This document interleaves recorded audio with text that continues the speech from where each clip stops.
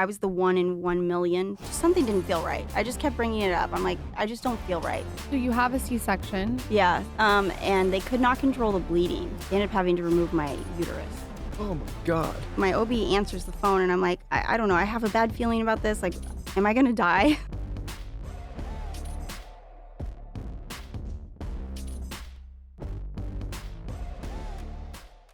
Amber is in studio. I'm so excited. Taylor's so excited. He's very excited that the Price of Right girl is in the studio. I mean, I can do some modeling for you if you'd like. I know. Show me a little flick of your wrist. Someone has to do I was about to say, can I buy a vowel? But that's the wrong game. Is your mic on back there? It is on. Why can I never hear you in the headphones? It's just, I need to change it to where you can hear it in the headphones, but it's buy a on. vowel. That's the wrong game show. It's, Taylor, it's you're over. wrong. Taylor, Yeah, you're it's out. over. Taylor's out. Okay. So I have wanted you to come on the podcast. I think I've probably been DMing you since 2020, maybe? Yeah, you were pregnant. I was pregnant. Yes, And I remember. I have just think you have the most incredible story. And I told you off air, I wanted you to talk about your story in long form content because one, I think it will help a lot of people. And two, what you're doing now with the Broken Hearts Club is so cool. And I feel like this is the platform to do it. Yeah, well, thank you so much for having me. First of all, I've been following both of you since you lived in a little apartment and we're engaged, I think. It always makes me a little nervous when people say that because I'm like, we've said a lot of wild things on here, and I'm like, no, what have you heard no me judgment. say? You're with All right. friends. A little apartment. I don't know if Michael lived in the little apartment with me. Wasn't there an apartment? Did It was you live mine. in an apartment? Okay. Yeah. I wanted to have a moment before I got engaged where I was just completely on my own in a little tiny studio. So, Amber, first of all, take us back before you got pregnant, before all these things. When did you get into influencing and how did you fall into this? Oh, geez. That's a loaded question. So I was never a traditional blogger or I never started influencing to do that. I just had an Instagram account and I have done, previous acting jobs. The Price is Right. I even did interior design at one point. So I had a small following of an assortment of people, but I didn't really start using it. And it was around 2000, maybe actually 14. One of the boutiques that I shopped at all the time online, they fulfilled my order and they saw that I was on The Price is Right. And so they reached out to me. They're like, hey, can we send you some clothes in exchange and you just post a picture? And I was like, yeah, I would love that. I spent all my money with you guys anyways. So that's kind of how I started. And then it started taking up a lot of time and I was like, I'm going to need some compensation, but it was still just very minimal and amazing, just extra cash, whatever. But then I started posting more things and I've always kind of been someone who shares things that I love anyways with my friends, the Nordstrom anniversary sale. I would send my friends you got to get this jacket or whatever. So I just started sharing that kind of stuff and it just snowballed. It just really took off. Is the company that you're talking about Vici Dolls? Yes. Okay, that's so funny that you say that because I was at the pool, the Beverly Hills Hotel. I'm sitting there and I got the opportunity to meet the owner. And this is a long time ago. This is years ago. And she comes up to me and we started talking and she told me, she goes, Amber Lancaster is our biggest performer, our top performer. We love her so much. She's incredible. And I think that was one of the first times I heard your name. She just raved all about you. Oh, it was probably Sandy or Amy. I think it was Sandy. Yeah. Yeah. And so they are very, very happy with your performance. I love them. Yeah. And it seems like you guys have had a long relationship too. Yeah. I mean, literally since 2014, I was a customer. That's crazy. Yeah. Okay. So at what point do you meet your what do you want to call him? At what point do you meet your baby daddy? Baby daddy. my ex. Your ex. Russell's dad. We met in 2016, 2016 or end of 2015 maybe. And for anyone who's listening that's caught up in a relationship, was it love bomb, love at first sight? What was the energy of it? It did move pretty quickly. We moved in together 5 months in, I think, and then we were engaged a year later and then got married a year after that. And then when did you get pregnant? December of 2018. And when you get pregnant, are you guys so excited, obviously? I mean, yeah, I was never somebody who was gung-ho to have kids. I was kind of I don't know. I felt like I was kind of weird in that way because I was never one of those girls that's like, I want to have a baby. Lauren was like that. You That's know? the- Yeah, she I wasn't know. going- That's why I love you. It's like, it's hard to find women that maybe not feel that way, but they don't say it. You know what I mean? It's just, I think when I envisioned my life, I did want kids. I Mhm. just never like romanticized it, if that makes sense. Now that I have them, and like I'm Yeah. obsessed with them. They're my everything. But I never was like dreaming of my wedding. Yeah, I never wanted to do it on my own. That's for sure. It's a lot of work. I wanted it's a lot of fucking work. A lot of work. So I always wanted to have a relationship with someone, and I didn't have the best situation growing up, so I knew I wanted to provide that. What do you mean? Well, I was raised by my grandma. My dad died when I was 11. My mom has been an addict my whole life, and I'm an only child. I'm so sorry to hear that, but I'm gonna guess that you had a beautiful relationship with your grandma, or Oh my have. God, yes, and yeah, both of them. There's nothing better than a relationship with your grandma. Yeah. It makes me want to cry because it's like the most special relationship in my opinion. Yeah, no, me too. Because one of my last grandmother just passed away like 6 months ago. Sorry to hear that. Yeah, no, it's okay. When you were growing up, was your grandma constantly there for you? Yeah, I mean, she was my everything. She was. Have you ever read about attachment theory, like with children? I mean, she was my attachment figure for sure. She was like, What does that mean? every baby has like a primary attachment figure, and usually it's the mom, but it can be anyone who's, an adoptive figure, the dad, but they usually have one primary attachment figure. And do you still have a relationship now with your mom? No, I don't. I mean, not really to speak of. I mean, I've tried, it's just really hard. I don't know I hope you don't know, but it's hard. My sister's been sober for 9 years now, but I understand there's a lot of intricacies with addiction. Yeah, and when you've been abusing yourself for that long, you're just never going to be the same. Like the mentality is just, it's there. Even if they're not on drugs anymore, it's like they've messed themselves up so badly that, like, she lives in the past a lot. She'll talk about things that happened when I was like 16, and she's just very, I don't know if there's also some sort of like psychological personality disorder or something undiagnosed, potentially, Was she older or younger when she had you? Oh, super young. She was 20. Okay. Yeah. And how do you think that you're so driven and you've done so much in your career? Like, do you think that has to do with your upbringing with your grandma? I mean, yes and no. I did go back and live with my mom for a brief period of time, and that's, it was probably the hardest part of my life. You don't realize it because you're just like kind of in fight or flight, but like coming home to no food or the electricity's shut off or like your mom's still sleeping when you're home from school. That terrified me. I never wanted to live that again. And were your parents together or had your father passed? My dad and mom got divorced when I was like 1, and then my dad passed when I was 11. Oh, okay. I think that probably has to do with making you resilient and driven and all the things. And I bet it also has to do with the fact that you maybe weren't like so excited right away to become a mother. Right. I always, and I still, no matter how secure like I am financially, it's always in you. Like, I feel like I have to constantly be like on this hamster wheel of like trying to make money and trying to like keep, save it and trying to like take care of myself, even though I can totally relax now. Which is like a survival mode that's ingrained. Yeah, exactly. Yeah. I think too, your experience makes you, and this goes with what you just said, really, really independent. Yeah, Like, I could only ever really depend on myself. right. And I mean, this is what I try to do with anything bad that's happened in my life. And I don't know if this will help anything, but I try to just realize that every bad thing that's ever happened to me, I think attributes to hopefully the businesswoman, the mom that I am now. If I hadn't gone through a lot of the stuff that I've gone through, I don't think I would be doing a lot of the things I'm doing now. I agree 100%. Someone actually just asked me that, like, would you would you change anything?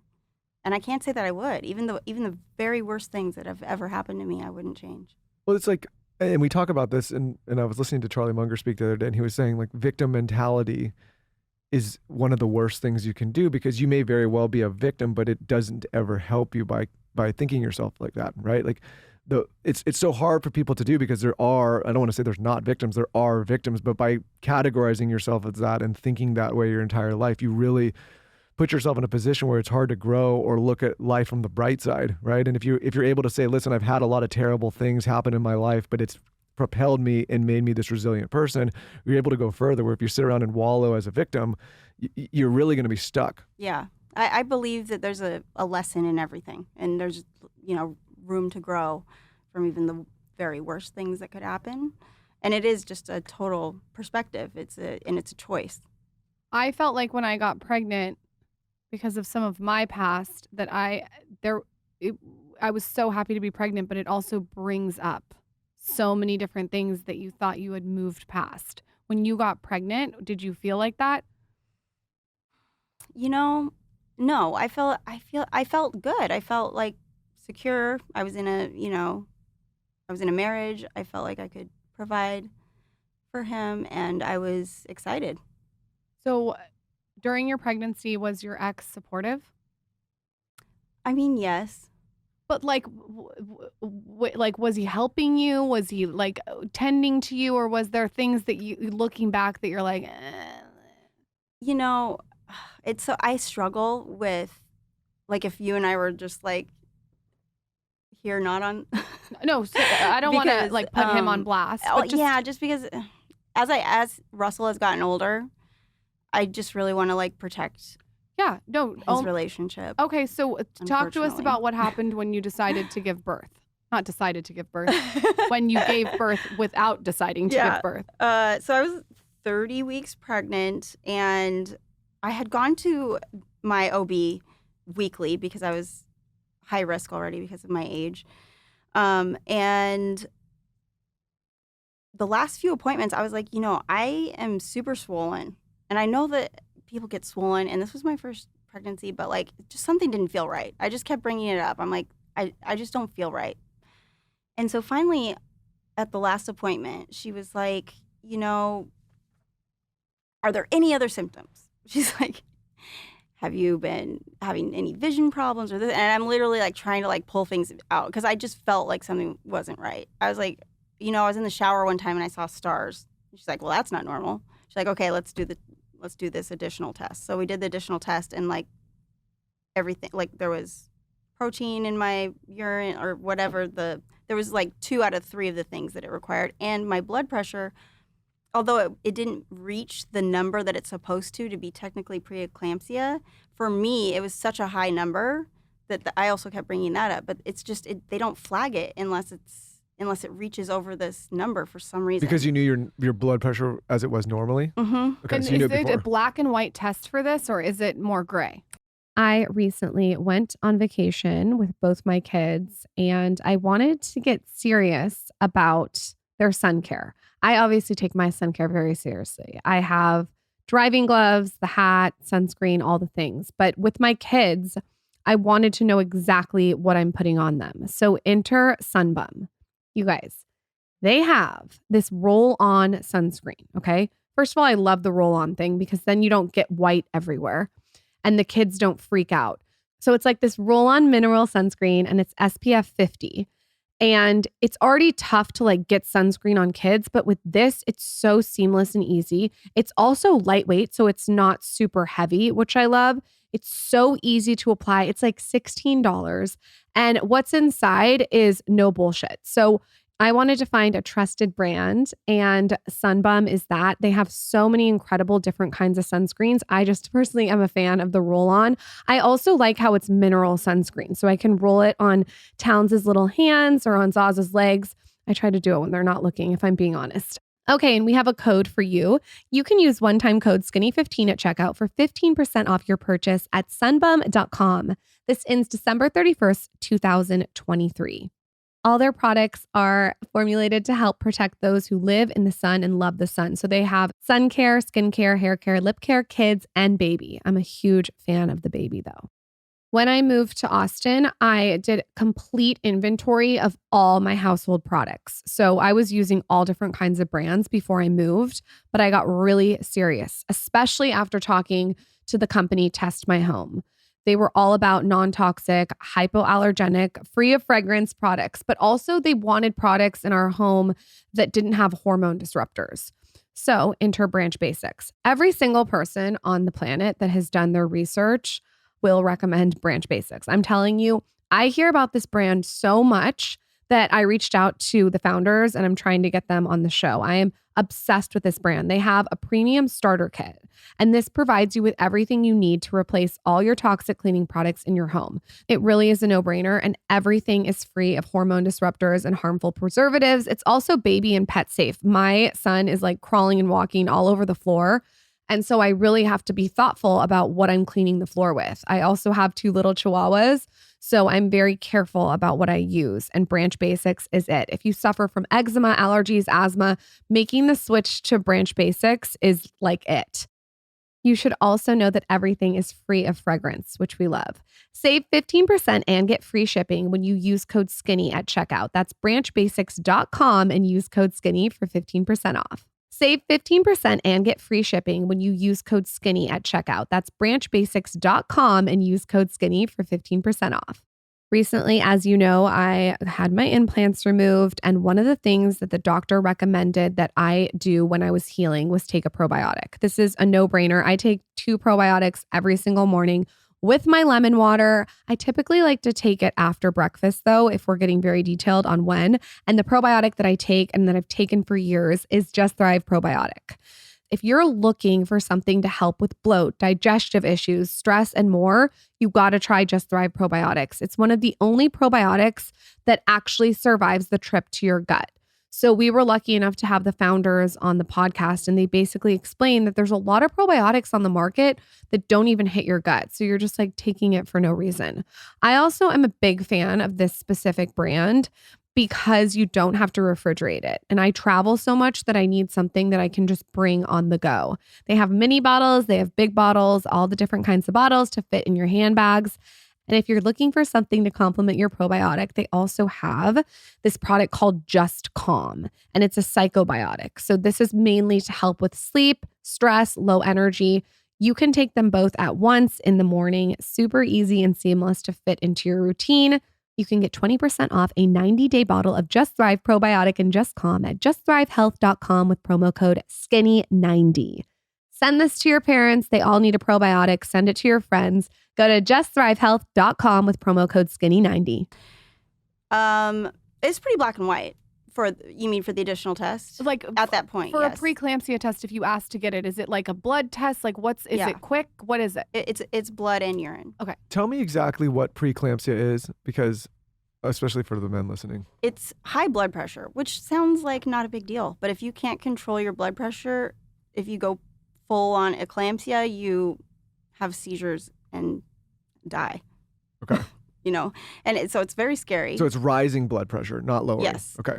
Yes. It's high blood pressure. So at one point, I think it was like 180 over 40 or something crazy like that was the threshold where she was like, as soon as I got the test, I mean, they called me on my way home and they're like, you need to pick up a blood pressure cuff on your way home and start monitoring your blood pressure. And what sets this off during pregnancy specifically? Nothing. And that is the scariest part. Anyone is susceptible. Like there's no dietary thing, there's no way you're living, nothing. Nothing. Wow.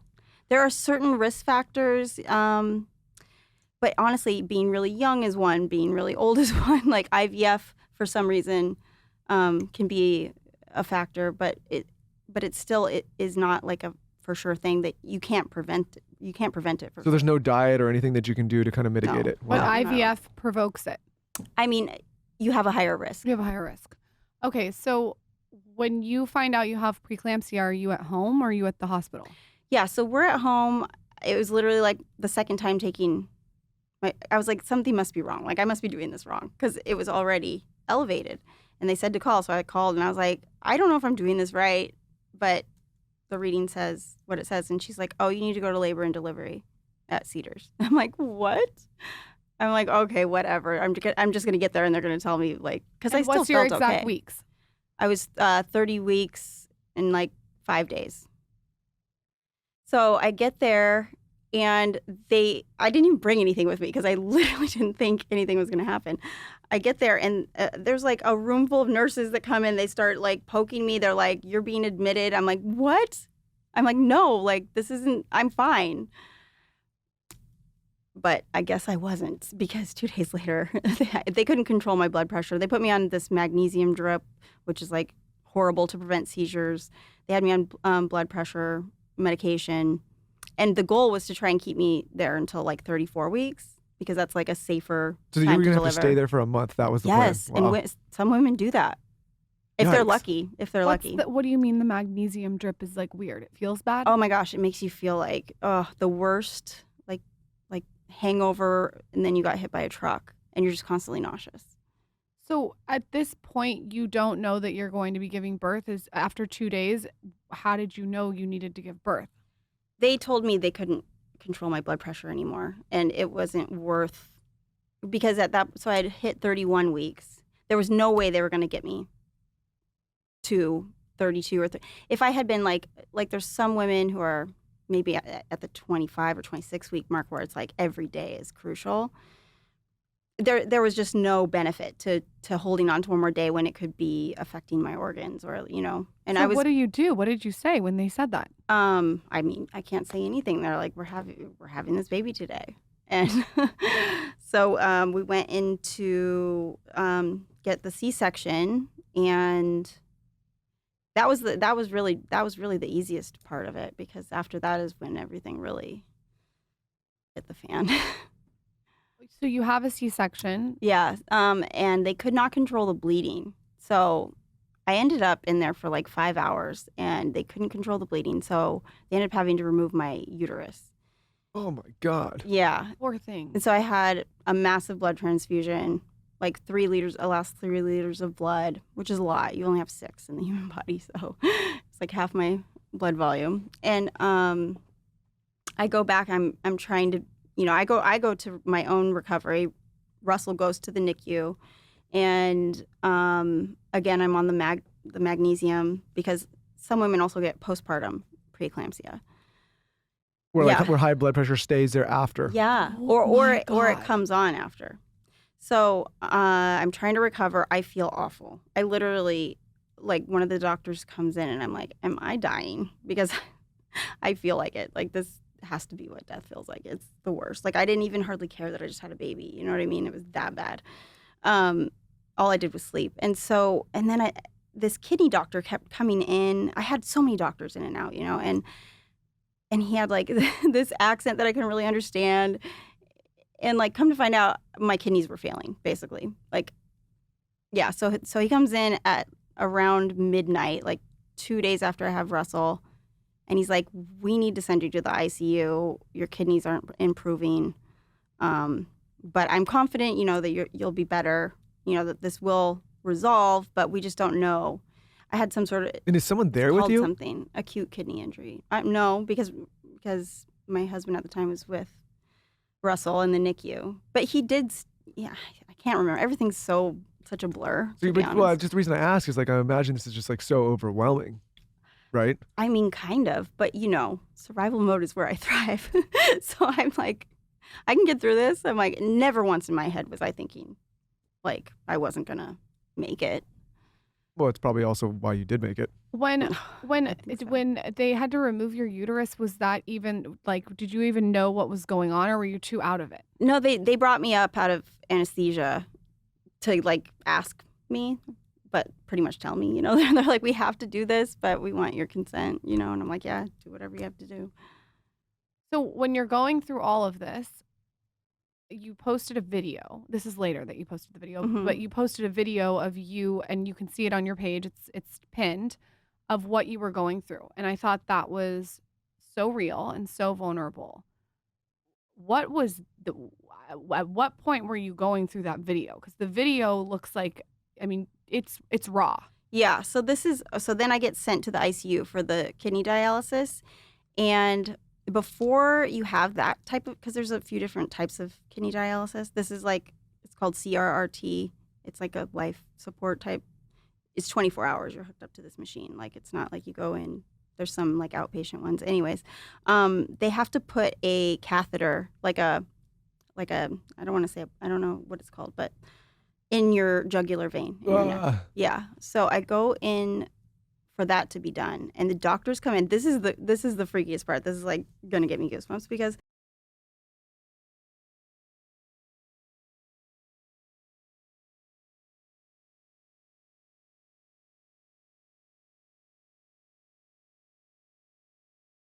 and they wanted me to like sign all these things, and I'm just like, can someone just please call me? And so my OB answers the phone, and I'm like, I don't know. I don't know. I have a bad feeling about this. Like, am I gonna die? And she's like, no, this is standard procedure. This is what Dr. Rodriguez, says you need to get done. Your kidneys are failing, so there's really no other choice at this point. I don't have another choice. It's like, I'm like, okay. And they ended up inserting the catheter into my carotid artery instead of my jugular vein. What the fuck? Yeah. Hold on. They made a mistake and they put it in your carotid artery. Well, I don't really know what that means because carotid artery is like if you want to kill someone, you cut them right there. Okay, so your jugular vein goes down to your heart. Your carotid artery goes to your brain. They run right next to each other. They use this little ultrasound device to go over it, and they take this little needle to puncture to make sure that they're in the right vein. They like withdraw the blood, and because the carotid artery goes to your brain, it's high pressure, so it's like bright red, and the jugular is darker red. So that's one way they can tell. But also they have the ultrasound device. So they use the little needle to make sure they're in the right one, and then they take the big catheter. It's like the size of a pencil, and stick it in your. How did they mess that up? Girl, I'll be asking that question for the rest of my life. Was it? It was a fellow. What does that mean? So doctors go through their residency, and then if they want to specialize in something, it's called a fellowship. So he was. Listen, I'm like, guys, we don't need the trainee here. We need the real guy. I mean, he is supposed to be he's already a doctor, but he's not a resident. But yeah. So wait, it was like his first week. How did you on know the it was wrong? I didn't. I immediately so I know now, but they inserted it in my carotid artery, and I immediately. I lost 3 more liters of blood. I lost oxygen to my brain. Like, I immediately was out. Like, acute respiratory failure, pulmonary edema. Like, I have a list of all the things that. Your heart starts to fail. Everything starts to fail. Yeah. So what do they do at this point? At this point, they had to send me into emergency surgery to repair my carotid artery. So they had to wake up some woman, this amazing vascular surgeon, actually, and she came in and fixed me. But that woman was probably like, "What are you dopes doing in here?" Yeah. So then I was on a ventilator for a few days in like a medically induced coma. And so I didn't really know what had happened until I woke up. And so meanwhile, your husband's there with the baby in the NICU, which is also traumatic. Yes. And then you're over here. In the ICU, yes. Oh my God. Yeah. I don't know if I'd be equipped for that. I don't know. So that's hard. You don't know what you're capable of until you have no other choice, Sure, no, but I'm just saying it's obviously you were in a terrible situation, yeah. But being in that situation, God, it's a lot. It was a lot. So, and then, so then the video is of me walking to see Russell for the first time because I didn't get to hold him for when I first had him, So that was like my motivation for everything. It still is, but to walk again, to do all those things, it's crazy how quickly your body shuts down. The first time you saw him, what was that like? We can see it on the video, but explain what you were feeling. it's surreal. I mean, I'm sure it's the same as anyone getting to hold their baby for the first time. It's Yeah, but with Maybe, all but- you've explain, gone not- through, it's like, yeah, ugh. not. I mean, I wasn't thinking of that, I wasn't thinking of any of that. But now in retrospect, my God, it's crazy. It makes me so emotional for you because I know how stressful it is when you just have a baby and I can't even imagine all the other layers that you had on top of it and then to see your baby. Yeah, no, I know. I mean, I was stressed about what to put in my hospital bag and like, Oh my gosh. That's the last fucking thing you're about. Yeah, so anyone listening, listen, you don't need a thing. So Don't worry about how it. long were you in the hospital for after you got your artery fixed, and did they have to insert something else into your other vein, your jugular? No. Oh, yes. So then they ended up you can also go through your, what's this called? What is this? Your groin area. Why didn't they tell you that? They did, and I asked them for that, and he was like, "Oh, well, that one can get infected." So I could just tell they weren't comfortable with it, so I was like, "Okay." they had the fucking trainee in there. They Telling want you, doctors are gonna get mad at me. They're like, we got to go through residency. Yeah. Listen, I want the top guy. I want the guy that's been there for Yeah. like 30 years doing this shit daily. I don't want the trainee. Right? Do that with someone else. I know, and it's a learning hospital. So No, I don't want. yada, I don't want to yada. go to any learning hospitals. I remember that. That's a Cedars thing, right? Mhm. Yeah. We were there for a while. I don't want to be in the learning area. I want to be in the main space. Maybe that's selfish, but No, I mean, somebody else can sign up for the learning shit. they did save my life though. So anywhere else, I would have died for sure. Well, yes, but they almost killed you too. I know. But remember this perspective thing. I try to Yeah. focus on the good. I'm here talking to you guys. So they put the other catheter in your groin. Yes, and so now I'm hooked up to the CRRT dialysis. I still wasn't getting better. I had to do like some platelet transfers, some more like blood transfusions. During the event, I lost another 3 liters, of blood. Yeah, so it took me a while to recover because my kidneys had already taken a hit from the first massive hemorrhage, and they couldn't figure out why. They couldn't figure out why. And luckily, this doctor who had been following my case from the beginning was like, "I think that you have this really rare condition called atypical HUS syndrome," which is a whole other. That's why I was like, "Which part of this story are we going to go with?" Because there's like 10 parts. So then I get diagnosed with this rare condition What's that? called atypical HUS syndrome. But what is it? It's hemolytic uremic syndrome. I don't know. I'd have to look it up. But it's a blood, some sort of a blood thing. I honestly don't even remember now. And there's no way to tell if you actually have it unless you don't get treatment. There's no way to tell that you actually have it unless you don't get treatment. And then because my kidneys weren't responding to treatment, I wasn't getting better. And so they were like, okay, well, we can give you the treatment for this atypical HUS syndrome, which are these infusions, and the most expensive drug in the country. It was like over $100,000 per treatment. Yeah. Did you do it? Thank God for insurance. Yes, but they made me do all these other tests to rule out other things first. How do you do the thing that's $100,000? Is it like blood? What is it? No, it's an immuno something or other infusion. Like they infuse your blood with this.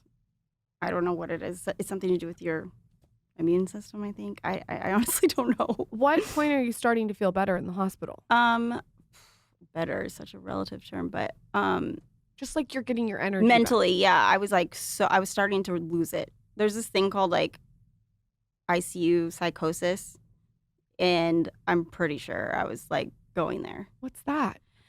You just start to go crazy because of there's constant beeping, there's They constant wake you up. Yes. Every Poking you know what I every, mean? every night, yeah. And the lights and it's just like I was up at weird hours, and I was like, they do these rounds, every morning.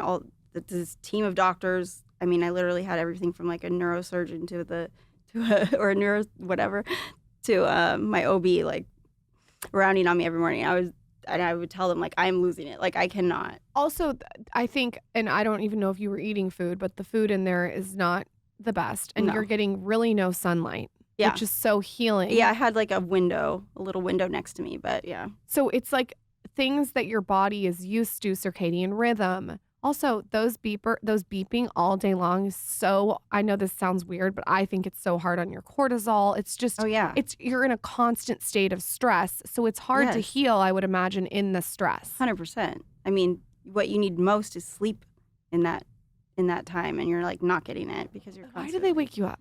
Can someone DM me and tell me why they wake you up every 2 hours? Seriously, I started getting like mad.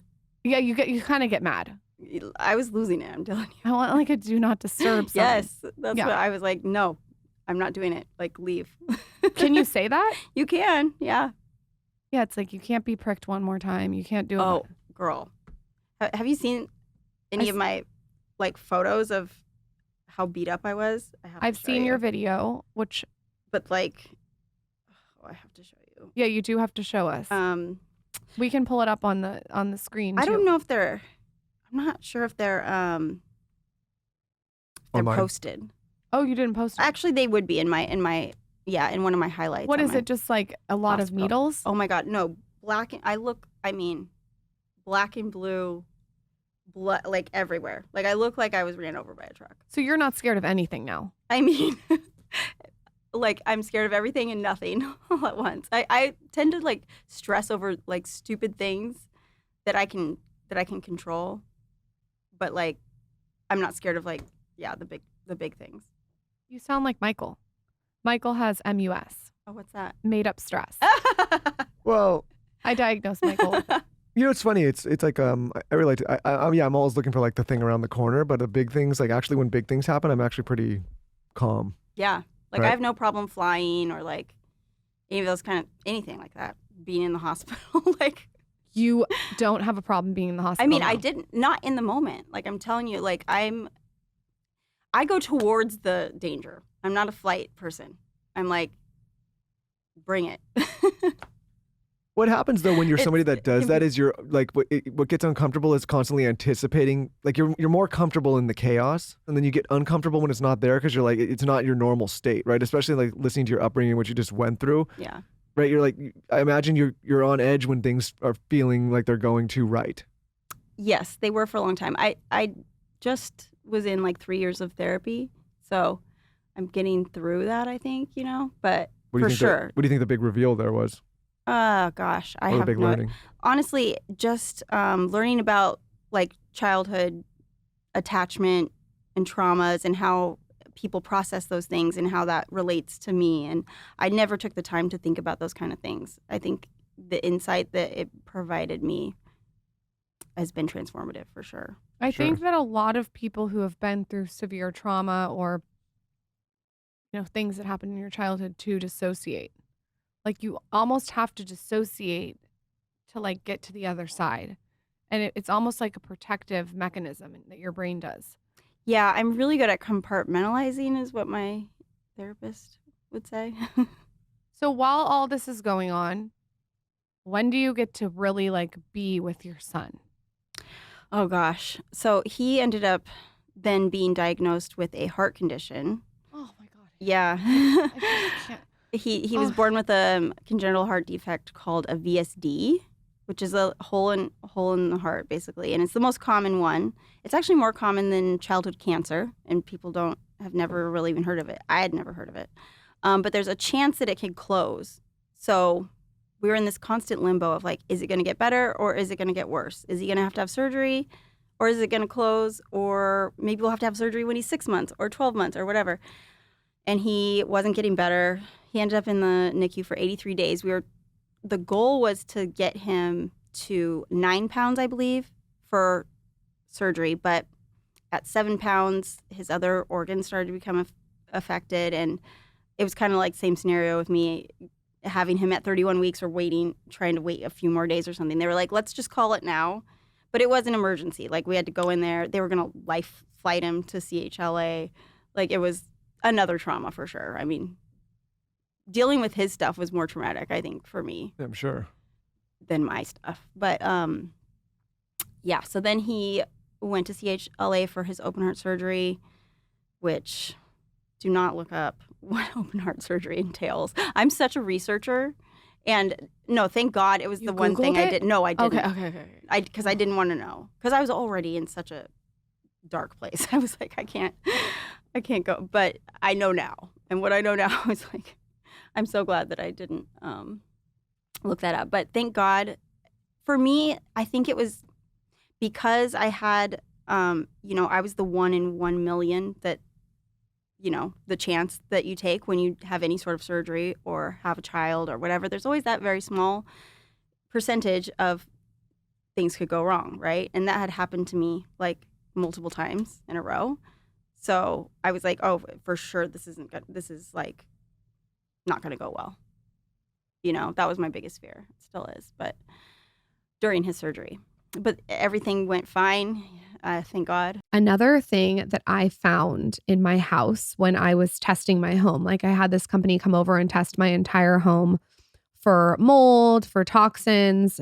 I just had them do like a once over of the house, was that our water was not it. What we did is we got new shower heads, and the shower heads that we got are by VitaClean.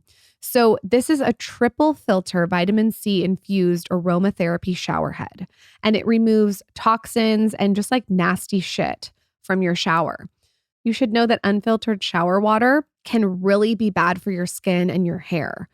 And Test My Home really recommended getting a really great shower head, and VitaClean is it. So it has this really strong power jet pressure, which uses vitamin C to filter out chlorine. This is incredible, especially if you're going in the pool a lot and you want to wash your hair. The vitamin C filter also has benefits of promoting hair growth and brighter skin. And I just feel so much better when my kids are showering and bathing to know that there's not all this water that's coming out of the shower that can cause acne, dry scalp, itchy legs, eczema, etc. So if you want to upgrade your shower situation, you're going to go to vitacleanhq.com today and use code SKINNY at checkout for 20% off. That's vitacleanhq.com to get your new shower head today. You can use code SKINNY at checkout for 20% off shower head starter kits. And if you don't like it for any reason, they offer a 30-day money-back guarantee. Enjoy. I got to go on Jenny Kane and pick out what I wanted, and I went immediately for the boyfriend shirt. It is this shirt that is absolutely so amazing that I reached out to them to ask them to send me another color. So first I got the white, which is classic. It's such a good fit. It's crisp. It's not overly expensive, but it's something that I'll have in my closet forever. And then I harassed them for a blue. It's like a pretty baby blue, so simple. And both of these are hanging in my closet. So I have my white crisp collared shirt and I have my French blue crisp shirt. And they're both by Jenny Kane. This brand, I'm sure you've seen all over Instagram. They're known for classic, comfortable, and sort of California-inspired clothes. They have cotton, they have cashmere, they have all the things that you need for a perfect summer wardrobe. What I like about it, though, is it's fresh. It's something that you can buy today and you know you're going to use 2 years later. If you're looking for the white button down, like one that fits right, that goes with everything, you have to check out their boyfriend shirt. I would start with white, I'm just saying. But you can't go wrong with French blue either. Find your forever pieces at jennykane.com. Our listeners get 15% off your first order when you use code SKINNY at checkout. That's 15% off your first order at JENNIKAYNE.com, promo code SKINNY. How long was he in the hospital after he came out? Out of the open heart surgery? Yeah. I think another 10 days. I would think, and tell me if I'm wrong, that babies heal almost quicker, right? Or no? It depends. Every baby's different, and like that's the like most frustrating answer to get as a mom too, because the doctors are just like but it's so true. Like I don't know if you've had any friends that have had like preemies or anything. It's such a wide spectrum of like how they do. Like one baby can thrive and the other struggles. And they both had the same, baseline of opportunity. When you're going through all this and then your son's going through all this, what is your ex? What's going on with your ex? We're there. We're driving to the NICU every day together. So he was supportive. Oh yeah, he's a great dad. So when did you find out that your ex-husband was doing all these things that were not okay? It was like 6 months after we brought Russ home. And what did you, if you're comfortable, just I'll let you share what you're comfortable with. You know, it's hard to say because in I know more now than I did then. You know, so at the time I was like, where is this coming from? Like, why don't you want to be together? Like we just had this baby. We went through all this trauma. The pandemic had just hit. You know, I was like, why don't you want to at least try? It just didn't make sense to me. But he was so gung-ho about it, made up his mind, you know, moved out. Gung-ho about breaking up? Yeah. Okay. About, getting a divorce. Okay. So I was traumatized. And I was still just like, I had no idea that there was even, like, it was not even on my radar that could even be a possibility that he wasn't, you know, being faithful. So. Oh, he wanted divorce because he was being unfaithful. But I didn't know that at the time. Okay. So he just comes and says, I want a divorce, but you're just thinking because he doesn't want to be with you, but just because he was being unfaithful. Sorry, But I'm just kidding. Yes, but the gut feeling was always like, this makes no sense. Because there was nothing, you know, there's nothing really prior. Like, sure, we had like. So for you, it just comes out of nowhere and hits you like a truck. Yeah. When she's already being hit by a truck in another sense of the way. It's like, yeah, it's a lot. And with your son. I mean, no, yeah. How much can one person take? Right. So after he left, were you fine with it?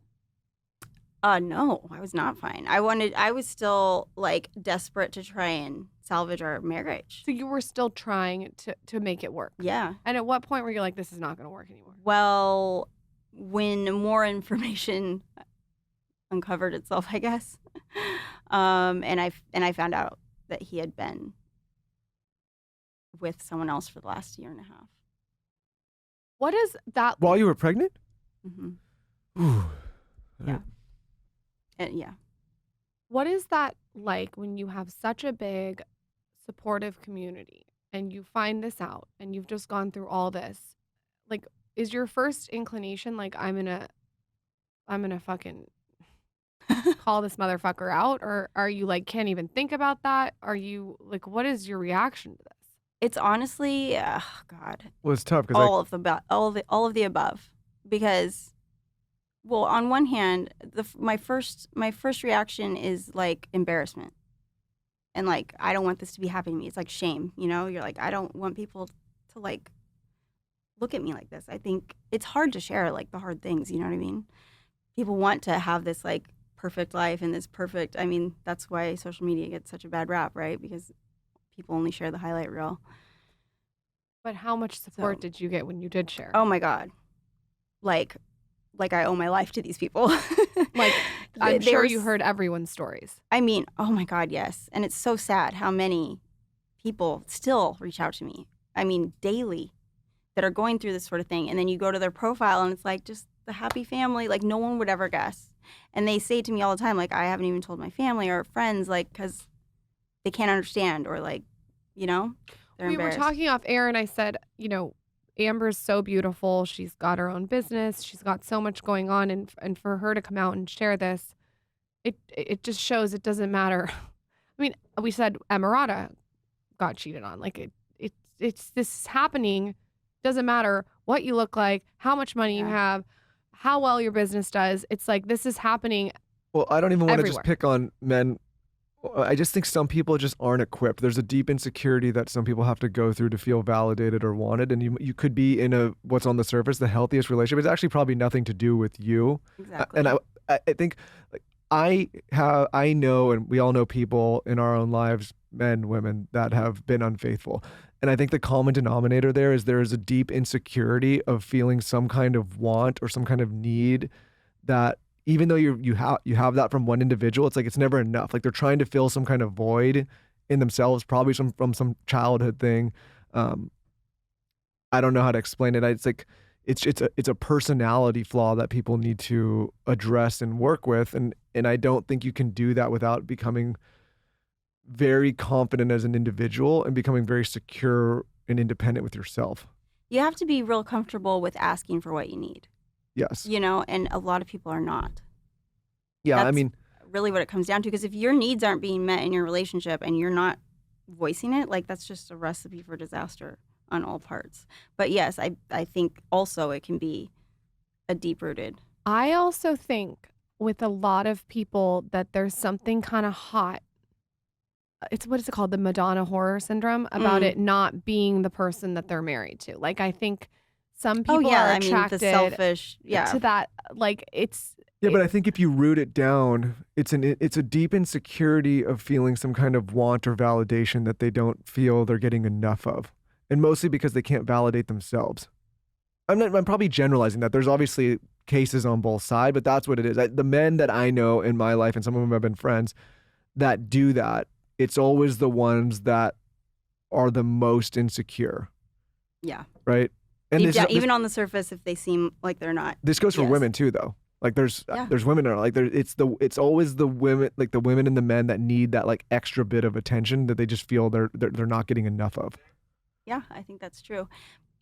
Yeah, and if you're not getting it in your relationship too, people tend to look outside of the relationship to get that fulfillment or their needs met. How were you able to be such a good mother and rally and take care of yourself when all this is going on? And if someone's listening who has been cheated on and they do maybe have a kid or kids, like what is sort of a takeaway that you realized during all this? I mean, I am so freaking lucky that I had worked really hard leading up to that point with social media. And I was able to like retain all my brand partnerships and just kind of coast. And it wasn't necessarily like the creative outlet that it used to be. It became more of a community of people that I were like depending on. So that's really honestly, it got me through it. That is crazy because 10 years ago, you wouldn't have had the kind of community that you have now because it wasn't really possible. I know. It makes me so sad. And that's actually, so I started this like private Facebook group for my followers to be able to talk to themselves and like have the same sense of community that I feel like I have. So what are other tools that got you through that? Was it just primarily community? I mean, therapy. I was like, I went to therapy, like I said, every week for sometimes twice a week for 3 years. I looked forward to my therapy appointments. How do you co-parent with someone that, I mean, for me, I would have like, it's hard, and you have a baby together. Right. How do you do that? Honestly, I feel like I very quickly realized that I've always wanted the best for Russell, and I just didn't want to affect that in any way. I didn't want him to. I wanted him to have whatever, like as close to normal, and as much as his dad wanted to be in his life, I wanted to allow that. So yeah, it was hard, and I for sure I think compromised my own,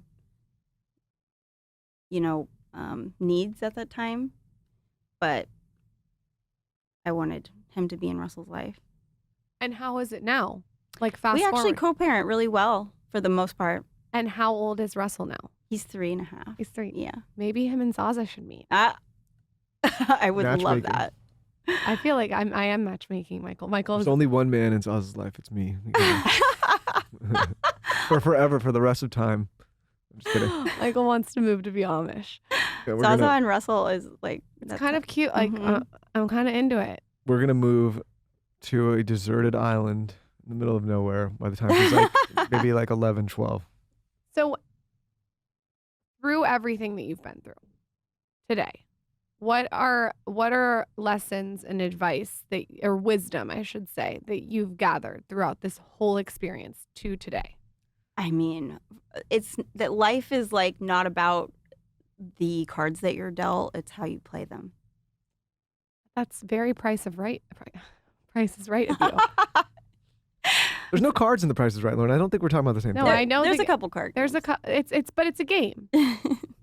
Yeah, no, I mean, I think your story's wild, but I think it just proves how resilient people can be, right? If they, to your point, if they choose to be. I think it's hard to explain to people that it is a choice, right? Especially if you're coming from the outside and passing judgment on someone else's life that you're not living and saying like, hey, you have the choice to think about this in a different way. Like that message is either very well received or the exact opposite, right? Like it's hard to tell people, hey, I understand you're in a very terrible situation or something's really not going right, but you do have a choice to change the way you think about that.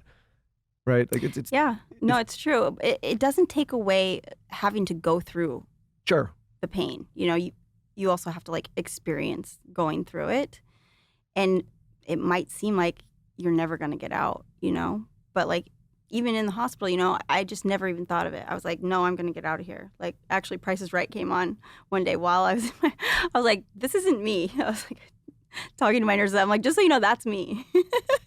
What did they say? I'm going to get out. Do they note that? Okay. Like, this isn't the girl. This isn't like the sick girl that you see in the hospital bed right now. Like that's me. I'm getting back to that. I mean, that is a damn good way to think.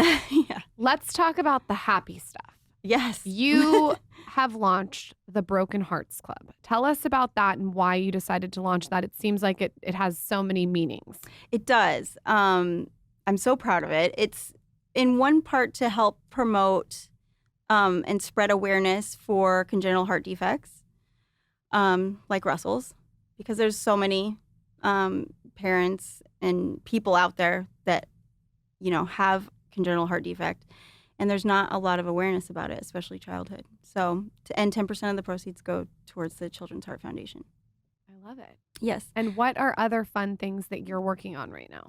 I actually just got to go to the state capitol and speak, for this. I'm also very passionate about advocating for shelter animals. Cool. Yeah, so, and there's a crisis in LA right now. So anyone out there, please consider adoption. Where do you go? Like I'm obsessed with I Stand With My Pack.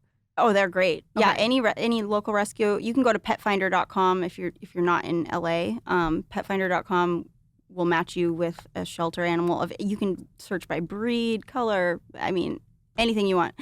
There's literally anything you want in the shelters these days. I think the audience will be mad if I don't ask you a couple beauty wellness questions. Go for it. Okay, what are your top 3 beauty, skin, makeup? Okay. Tretinoin is my... I keep seeing that all over TikTok. You've never used tretinoin? I have not. How is your skin so perfect? Thanks. What is tretinoin? I'm wearing makeup, Is that an though. ingredient or is that a Wow. product line? It's so it's a prescription only. So I went to a dermatologist when I was like 25. I had like really bad acne, and he prescribed me that, and he was like, "You're gonna thank me in 10 years because this ingredient is what they put in all the like expensive skin creams, but only like a tiny bit. This is like the prescription strength. So it stimulates collagen production. It's literally like a miracle. TikTok is obsessed with it right now. Yeah, it's not great for every skin type though. So a lot Do of your research. Yeah, do your research. Go to a dermatologist. What else? What are the other skin beauty secrets? I love. I'm trying to think if I can only pick 3. I love the Clarins double serum. I use that almost every single day. Michael's like, what? No, I'm listening. Oh, okay. I listen. I Just listen to making stuff. sure. Your ice roller is actually like I use it almost every day. Oh, thank you. Yeah, no, That's it's legit. very nice. That's very nice. 'Cause I had one of the cheap ones from Amazon. And No. We're hooking you up with the balls today. You're gonna have I balls have on one. your. I have the balls. Well, I gotta hook. We're hooking you up with give the me razor. more balls. Yeah, more balls. You never All the know. balls that you can get. Send them my way. Yeah. What are 3 things that you do in the morning that are non-negotiables? You got to brush your teeth. Okay. That's pretty much it at this point because having a kid. You're holding on. I know. I can imagine with one parent, that's a lot of fucking work. I have full-time help now. You know what, Lauren? Still, Full it's a lot of disclosure. work. But yeah, It's no, it is. also like when you're, it's almost like having a significant other that just sleeps the whole time while the other's up with the kids yeah, every I morning. make him wake up every night. Lauren's got this extensive morning routine, and she's like, "Why aren't you doing your routine?" I'm like, "Cause I'm up with the kid, which I'm happy to do. Like that's my time with him." But Yeah. I get it. Like you get up, and I don't have any time for myself anymore. It's just like go. Yeah, I'm lucky if I eat breakfast. I'm actually terrible with time management and stuff. That's why I worship what you do with your time stacking all the I'm like, geez, I wish I had just an ounce of that in me. Well, you must have some kind of time management because you're launching all these things and doing all these projects and posting all these collabs. Like, you must have some kind of system. I mean, I have a great manager who keeps me on task. What about nighttime routine? Any non-negotiables, or are you just hanging on right now because you have a 3.5? No. Nighttime routine, I don't miss, like hardly ever. Okay, what is it? I mean, you want the products or you want the? I want everything. Okay, so you got to double cleanse with a brush, preferably, not every time. So the tretinoin also makes your skin exfoliate quicker. So you're constantly having to exfoliate or shed quicker, I guess. So you got to do that. Then I do the LED mask. Do you red light therapy at all?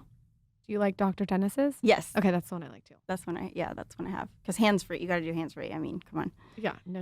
I used to have the wand and I'd have to like No, sit there you for- got to do hands-free. Yeah. You got to do hands-free. So I love that. And then I'll usually do a serum. And then, oh my God, I love the Tatcha products. Have you tried? I do like the Tatcha products, but I don't like. I don't have like a favorite. So what's your favorite? The skin, what is it? The overnight skin repair. Okay. Like your skin, you'll wake up with like baby soft. It's also multitasking because you're sleeping while something's doing something to your skin, which I love. Yeah. I love just slathering on like a good, and going to bed. You're incredible. Your story is amazing. I think it's going to help a lot of people. Is there anything else that you want to tell our audience before you go? I mean, I don't know. Thanks, guys. That's an intense story. Tell us. You got a lot of I people. know. Sorry. No, it's good. It's crazy. No. Tell us where we can shop your merch and find you and follow you. Yeah, so my handle on Instagram is Amber Lancaster. Broken Hearts Club is brokenheartsclubshop.com, but there's also a link in my bio on Instagram. You can watch The Price is Right. Can we do a little You're giveaway? on every day, regularly? No, Still? No, I'm like, You're I don't on know, all maybe the time. 6 days a month. Not a lot. 6 shows a month Price is Right. ish. We just had a guy come on that said he I know. hacked He The told Price is Right. I know. I don't wonder if even you know would- about this. I wonder if you were on that episode. Okay, so is that The Perfect Bid, the documentary that was made? There's also a documentary called. I don't think The I don't think so. Okay. But he came in, he like won a sailboat and then he sold it. But he figured out how to get on the show because he says there's producers in the audience and yes. he figured that out and then got Okay. Yeah, it's kind of There's not interesting story. producers in the audience, but they watch the audience. don't tell the secrets, Michael. Maybe I'll get on there. Oh, okay. You You should. guys, can we do a giveaway? Sure. Okay, can we give away some merch? Yeah, let's do it. Okay, you guys, go follow at Amber Lancaster on Instagram and then tell us your favorite part of this episode on my latest post at Lauren Bostic. We'll pick someone. If you're going to shop the merch, absolutely love this baby pink sweater. It has like a hot pink writing on it. It's so cute. I'll definitely be wearing it on stories. Amber, thank you so much for coming Thank you. on. This was amazing.